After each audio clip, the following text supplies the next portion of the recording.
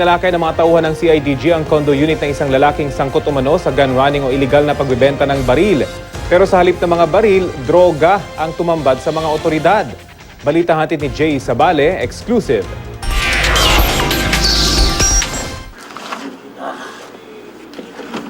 Hinalugog ng mga operatiba ng CIDG Anti-Organized Crime ang isang condominium unit sa Malate sa bisa ng search warrant na inisyu ng Manila RTC.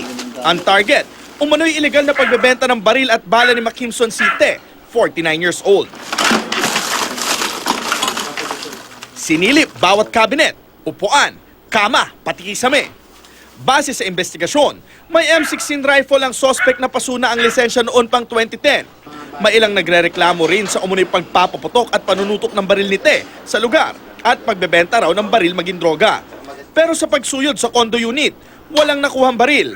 Nagulat kami na nung papasukin na namin siya kasama yung security guard ng hotel, yung building administrator, ay nung pumasok kami, parang nakaupo lang siya dito sa sala at parang kalmanting-kalmanti siya na para bang inaasahan niya na yung pagdating ng ating mga ng raiding team. Once may nagsanlaan ng baril niya senyorita, yung maliit lang.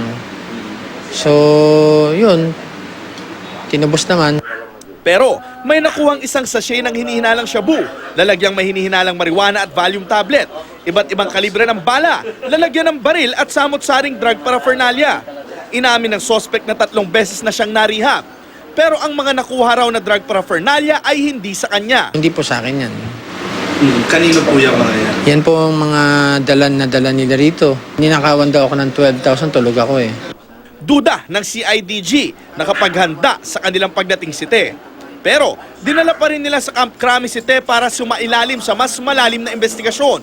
Inaaral na rin ang mga kasong pwede niyang kaharapin. Naniniwala kong kabahagi siya o miyembro siya ng isang malaking grupo na maaaring sangkot sa droga o sa iba pang criminal activity. Jay Sabale, GMA News.